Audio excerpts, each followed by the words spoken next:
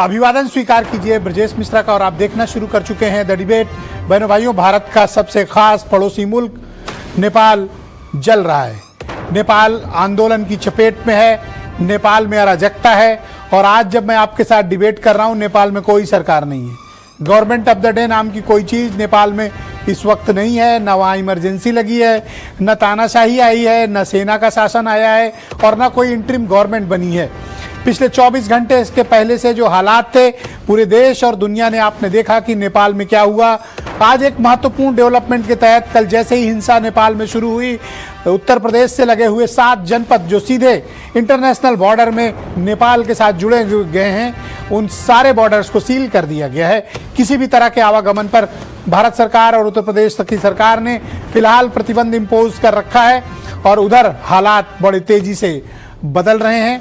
अचानक हुई हिंसा और उसके बाद सारे प्रदर्शनकारियों का यूं अचानक से गायब हो जाना, ये अपने आप में भी बड़ी कहानी कह रहा है। और जब ये सब कुछ चल रहा था, रात में इजराइल ने कतर की राजधानी दोहा को इतने बम मारे कि वहाँ पर धुआं धुआं हो गया पूरा शहर। और अभी जब मैं आपके साथ डिबेट करने आ रहा हूँ, यमन की राजधानी सना पर भी इजराइल ने अटैक कर दिया है। मिडिल ईस्ट के हालात ख़राब हैं, तनाव बढ़ रहा है और हमारे पड़ोसी मुल्कों में तख्ता पलट हो रहा है। भारत को अपनी सीमाओं के साथ साथ अपने राजनीतिक और पड़ोस पर भी खास नज़र रखने की ज़रूरत है। आज चर्चा इसी विषय की। बहन भाइयों, ये तो है देश दुनिया के हालात जो मैंने आपके समक्ष रखे। दुनिया भर की स्थितियाँ ठीक नहीं हैं। आप भी देख रहे होंगे कि पिछले 1 वर्ष से दुनिया भर में कहीं ना कहीं या तो युद्ध हो रहे हैं, या तख्ता पलट हो रहा है, या फिर गंभीर राजनीतिक घटनाएं हो रही हैं। और यह सब कुछ नहीं हो रहा तो विपदा और विपत्ति आ रही है। मैं अपने पड़ोसी मुल्क, जिनका भारत के साथ रोटी बेटी का रिश्ता है, भारत के साथ जिनका अध्यात्म का रिश्ता है, भारत के साथ नेपाल का परिवार का रिश्ता है। हर भारतीय के मन में, हर उत्तर प्रदेश के व्यक्ति के मन में एक नेपाल बसता है। उत्तर प्रदेश का कोई ऐसा शहर नहीं होगा जहां नेपालियों की एक मार्केट ना हो या नेपाली रहते ना हो। नेपाली और भारतीय एक संस्कृति का हिस्सा है। 2 अलग मुल्क जरूर हैं, 2 अलग सभ्यताएं जरूर हैं, पर दोनों एक दूसरे में समाहित हैं। यह है नेपाल। मैं अपने प्रदेश उत्तर प्रदेश के बारे में कह सकता हूं कि उत्तर प्रदेश के तकरीबन 15 से 20 जनपद ऐसे हैं बॉर्डर के, जहां पर 7 तो सीधे तौर पर जुड़े हुए हैं और 8 अप्रत्यक्ष रूप से जुड़े हुए हैं। बहनों भाइयों, वहाँ की तो इकोनॉमी ही आपस में एक दूसरे से एक्सचेंज चलती। शादियाँ होती है नेपाल में, वो इधर आते हैं, इधर से उधर जाते हैं।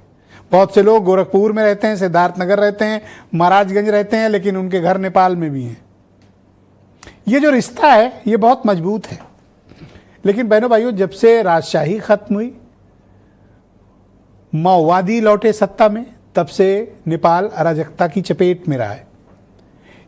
भारत के दृष्टिकोण में देखें तो पिछले 17 सालों के दौरान की जो सरकारें नहीं हैं, 2-3 सरकारों को छोड़ दें तो अधिकांश में भारत को लेकर वहाँ के लोगों के मन में या राजनीतिक दलों के मन में जो कुछ भी रहा हो, लेकिन भारत और नेपाल के रिश्तों में वो ताजगी और गर्मी नहीं आ पाई और वो ऊंचाई नहीं छू पाया जिसके लिए हम जाने जाते हैं, जिसके लिए एक भारतीय एक नेपाली जाना जाता है। बहनों भाइयों, यहाँ सरकार का कनेक्ट हो ना हो, पीपल टू पीपल कनेक्ट जो भारत के लोगों का है वो असाधारण है। भारतीय और नेपाली, इनका जो पीपल टू पीपल कनेक्ट है, दुनिया के किसी 2 मुल्कों के बीच ऐसा पीपल टू पीपल कनेक्ट आप खोज कर दिखा दीजिए, नहीं मिलेगा। ये नेपाल में क्या हो रहा है बहनों भाइयों? 2 दिनों तक हिंसा चलने के बाद वहां के प्रधानमंत्री को भागना पड़ा, राष्ट्रपति को इस्तीफा देना पड़ा, संसद भवन आग लगा दी गई, सड़कों पर अराजकता फैली और कल रात 10 बजे से नेपाली सेना ने पूरे काठमांडू को और नेपाल को अपने नियंत्रण में ले लिया है। लेकिन अब तक इंटरिम गवर्नमेंट का ऐलान नहीं हुआ कि इंटरिम गवर्नमेंट कैसे बनेगी। तो इस वक्त सत्ता कौन चला रहा है? अप्रत्यक्ष रूप से नेपाली सेना इस वक्त सत्ता को हैंडल कर रही है, लेकिन इमरजेंसी सिचुएशन में। लेकिन इंटरिम गवर्नमेंट अब तक क्यों नहीं बन पा रही, यह गंभीर प्रश्न है। कारण क्या है? भारत का इस पर क्या असर पड़ रहा है? दुनिया के दूसरे मुल्कों में नेपाल की क्या छवि गई? क्या चीन का नजदीक होना उसे भारी पड़ गया, या अमेरिकी कंपनियों से पंगा लेना उसके लिए खतरनाक और तख्ता पलट की वजह बना?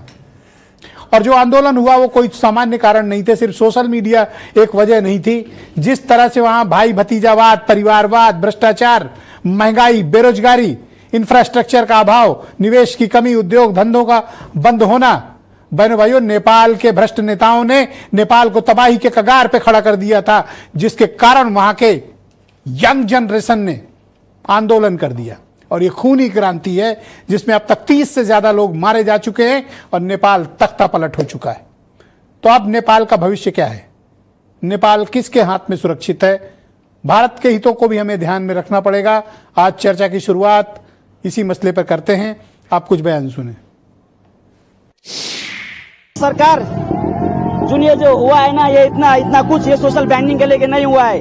हम लोगों को चाहिए यूथ लीडर चाहिए। अब हम लोग परिवर्तन खोज रहे हैं। ये बूढ़े लोग है ना, ये बूढ़े लीडर है ना, वो हम लोग अब वक्त हो गया है। अब नहीं चाहिए, हमारा यूथ चाहिए।